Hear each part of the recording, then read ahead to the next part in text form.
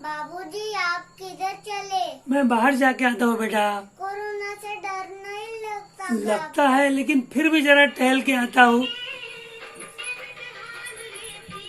सही है, जिंदगी इम्तिहान लेती है। दोस्तों, भाई और बहनों, मैं सुभाष पाटिल कोरोना के बारे में आपसे कुछ गुफ्तगू करना चाहता हूँ। आज कोरोना की दूसरी लहर हमारे देश में शुरू हो चुकी है। कई राज्य परेशान हैं, उसमें महाराष्ट्र, दिल्ली और हरियाणा, पंजाब, तमिलनाडु, कई राज्य परेशान हैं। और सबसे बड़ी बात कि हमें इससे संभल कर उभरना है। 2020 में जो कोरोना की लहर आई, उसमें हमारे माननीय पंतप्रधान जी ने, मोदी जी ने हमें वक्त पर संभाला और America, Russia, France, Italy, England और ब्राजील जैसी हालत हमारे देश की नहीं हुई। लेकिन आज, सिर्फ आज, हमें सोचने पे मजबूर होना पड़ रहा है। क्यों? कि ये दूसरा फेज, ये लहर हमारे कुछ 10-12 राज्यों में अनगिनत फैल रही है।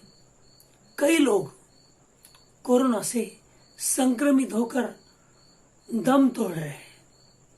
जिंदगी जीने के लिए तड़प रही है और कोरोना मौत के लिए हमको तड़पा रहा है। दोस्तों सुनो, गौर से सुनो, हमें कोई भी हाल में अपने आप को संभालना है, न कि कोरोना की लहर में संक्रमित होके हम बाहर जाएंगे, संक्रमित होकर आएंगे और हमारे परिजनों को, माँ, बाप, दादा, दादी, इनको संक्रमित करेंगे। गलत है, बिल्कुल गलत है। दोस्तों, ये कोरोना बढ़ रहा है तो सिर्फ हमारी वजह से, आपकी वजह से, आपकी वजह से, आपकी वजह से। डर नहीं लगता? मौत से डर नहीं लगता? पैनिक न होना, लेकिन हमें थोड़ा डरना चाहिए। हम बेखौफ होकर घूम रहे हैं, गलत है। और घूम कर घर वापस आते समय हम कोरोना से संक्रमित होकर तो घर पर नहीं आ रहे ना, ये सोचो। इसलिए बाहर जाने से पहले 10 मर्तबा सोचो। मास्क लगाए बगैर बाहर न जाओ, भीड़ में न जाओ, बार बार बाहर न जाओ। यही मैं आपको सबको विनती करना चाहता हूं। दोस्तों, यहाँ आज हमारा देश कोरोना से झुलझ रहा है। नासिक में ऑक्सीजन की वजह से 25 मौतें हो जाती है। भांडुप में 15-16 लोग कोरोना पेशेंट झुलझकर मौत के आगोश में चले जाते हैं। क्या है? कई जगह कोरोना बढ़ रहा है, अस्पतालों में जगह नहीं, पेशेंट्स के लिए बाहर ही बोर्ड लगाया जाता है कि यहाँ ऑक्सीजन नहीं है, पेशेंट्स नहीं लिए जाएंगे। ये भाषा हॉस्पिटल चलाने वालों को और डॉक्टर्स को शोभा नहीं देती। ये तो हमारे लिए देवता है। डॉक्टर हो या नर्स, जी जान से मरीजों की सेवा कर रही है, लेकिन ऐसा बोर्ड लगाना गलत है। दोस्तों, मैं चाहता हूं कि हम सब एहतियात बरतें और कोई भी हाल में बाहर जाने से पहले 100 मर्तबा सोचें, क्योंकि इसके लिए हम ही पूरे जिम्मेदार हैं। उनमें से कई लोग हमारे घर में बूढ़े होते हैं, बच्चे होते हैं, बुजुर्ग होते हैं। उनको कभी कभी डायबिटीज होती है, किडनी की बीमारी होती है, दमा होता है, हाइपरटेंशन होता है। इन लोगों को कोरोना से हमें अगर बचाना है तो कोई हाल में हमको अपने आप को बचाना पड़ेगा। तो हमें हमारे परिवार की सबसे पहले फिक्र होनी चाहिए। रहेगी ना? बिल्कुल रहेगी, क्योंकि हम नहीं देख सकते हैं जिंदगी को तड़पते हुए। इंसानियत ऐसा लग रही कि खत्म हो गई।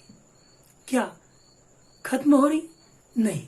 हमारा कल्चर, हमारा देश, हमारी भारत माता, हम एक दूसरे के काम आने वाले हैं, हम एक दूसरे को हेल्प करने वाले हैं। लेकिन हम में से कई मौत के सौदागर गलियों में घूम रहे हैं, दवाइयों का काला बाजार कर रहे हैं, दवाई ये बेच रहे हैं, ऑक्सीजन की काला बाजारी हो रही है। गलत है। ये मौत के सौदागर है। इनमें कभी कभी फ्रंटलाइन वर्कर्स, कुछ डॉक्टर भी शामिल होते हैं। दुख होता है ये देख के। आज भारत में महाराष्ट्र, पंजाब, दिल्ली, यूपी, केरला, पश्चिम बंगाल, कर्नाटक, बिहार, इन राज्यों में हालत गंभीर है और इसके लिए हम और केवल हम जिम्मेदार हैं। मरीजों को एडमिट करने की जगह नहीं है, अस्पतालों में बेड नहीं है, ऑक्सीजन नहीं है। हमारे लोग आज जूझ रहे हैं, कोरोना से मुकाबला कर रहे हैं। कभी कभी हम ऐड देखते हैं, दिल्ली के मुख्यमंत्री केजरीवाल जी 294 करोड़ रुपये का एडवर्टाइज देते हैं और अपने आप को बताते हैं कि मेरे जैसा कोई नहीं, मैं ऐसा एक मुख्यमंत्री हूं कि मैं सबके लिए, सबकी सेवा में हूं।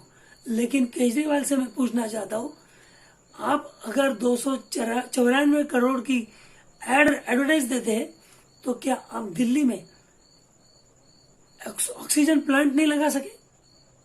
कितनी गलत सोच है आपकी।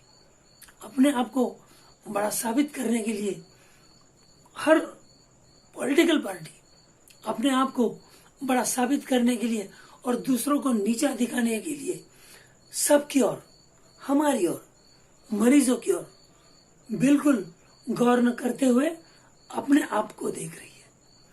ये जो ब्लेम गेम चल रहा है पॉलिटिकल पार्टियों का, गलत है। एक दूसरे पे ब्लेम करना, और इनके लिए तो ब्लेम एक गेम हो गया। ये गलत है दोस्तों। कोई भी हाल में हमें कोरोना से लड़ना है, लड़ेंगे।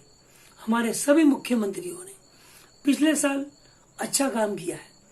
माननीय पंतप्रधान मोदी जी की मार्गदर्शन के सूचनाओं के पालन करते हुए आज हम पहले फेज को काफी फेस कर चुके हैं, लेकिन ये दूसरी लहर अलग है।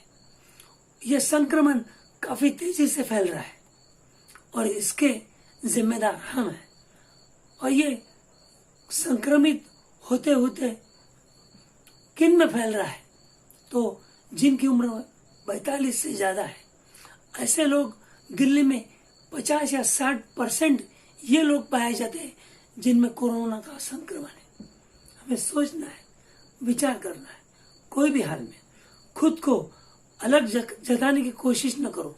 भाई और बहनों, भारत में आज 1,90,000 कोविड मरीज हमें छोड़कर चले गए। उसमें से हमारा भी कोई हो सकता है, हमारे परिजन हो सकते हैं, हमारे रिश्तेदार होते हैं, हमारे देशवासी हो सकते हैं। ये जिंदगी में अगर हमको दोबारा देखने को मिल सकते हैं? नहीं।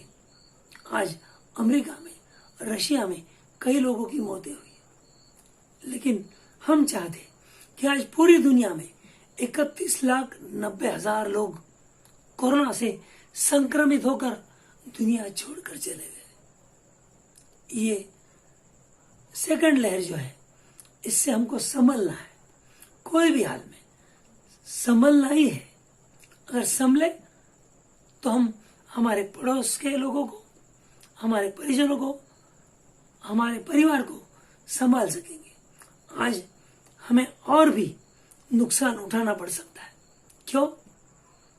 अमेरिका की एक संस्था है जिसने बताया है कि 15 से 20 मई तक यह लहर, सेकंड फेज और तेज हो जाएगी और उसमें कई जाने, कई जाने जा सकती है।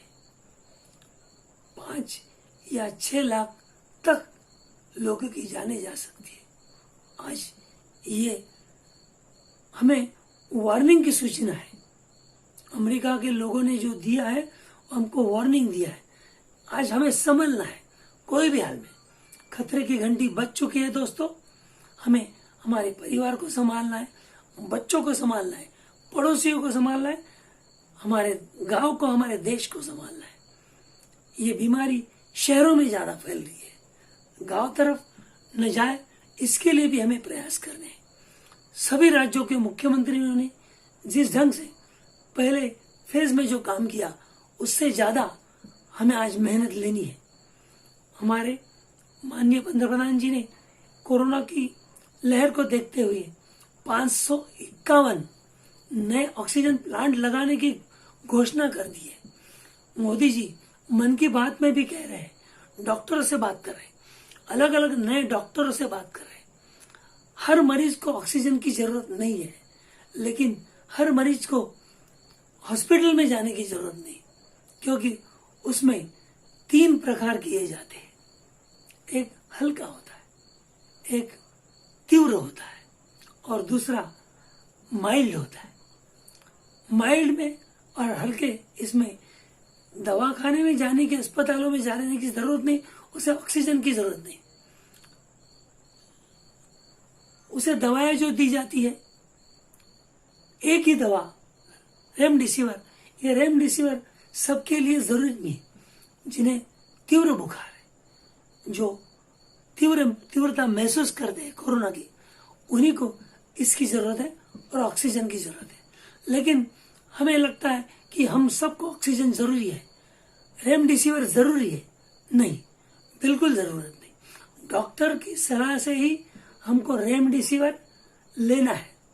हम चाहे तो हल्का बुखार है, हल्का फेस है और हल्की लहर है, तो हम इसका घर पर ही इलाज कर सकते हैं।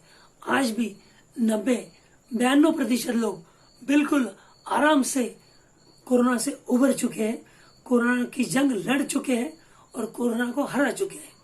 हमें इसको हराना है, कोई भी हाल में हराना है। दोस्तों, देश के बड़े डॉक्टरों की सलाह माने। टीवी के हर चैनल पर आज दिखाया जाता है कि बड़े बड़े डॉक्टर्स हमें टीवी के हर चैनल पर बीच बीच में बातें करते हैं, सलाह देते हैं, और वो सलाह या सरकारी सलाह हमें मानना है, कोई भी हाल में माननी है और उसी राह पर चलना है। यानी कि बीमारी नहीं बढ़ेगी, कोरोना नहीं फैलेगा।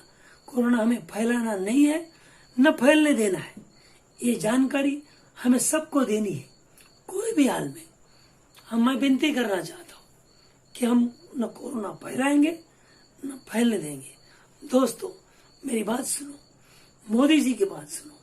सब मुख्यमंत्री, सब आरोग्य मंत्री, हम सब के लिए काम कर रहे हैं, दिल लगा के काम कर रहे हैं, मन से काम कर रहे हैं। लेकिन पॉलिटिकल पार्टियों से मेरी एक ही विनती है, सब मिल के काम करो, कोरोना की लहर को रोको, मरीजों को टोको, मरीजों को अस्पताल पहुंचाओ, बेड उपलब्ध करवाओ, ऑक्सीजन की मात्रा बढ़ाओ, ऑक्सीजन मंगवाओ।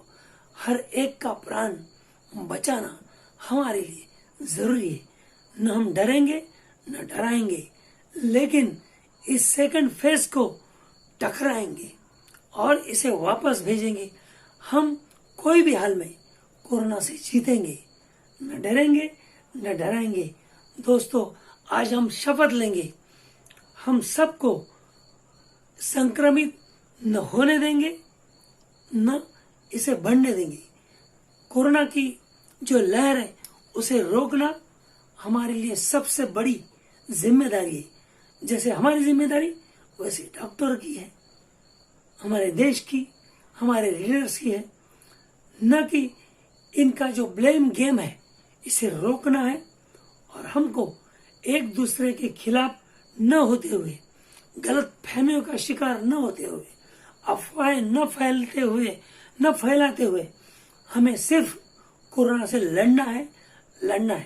लड़ोगे ना? बिल्कुल लड़ना है। लड़ेंगे, न डरेंगे, न डराएंगे। कोरोना संक्रमण रोकेंगे। देश की सुनेंगे, मोदी जी की सुनेंगे और हमें कोई भी हाल में कोरोना से लड़ना है, कोरोना योद्धा बनना है। बनेंगे ना? मेरी सुनो भाइयों, मेरी बातें आपकी समझ में अगर आई है तो आपके मित्रों को बिल्कुल मेरा चैनल सब्सक्राइब कीजिए और अपने दोस्तों को कोरोना के बारे में बताइए। विनती है मेरी हाथ जोड़ के। मैं सुभाष पाटिल फिर से विनती करता हूँ, कोरोना को रोको, न बढ़ने दो न बढ़ाओ, न उसके लिए हम जिम्मेदार रहो। बिल्कुल सोचो, विचार करो। जय हिंद, जय महाराष्ट्र।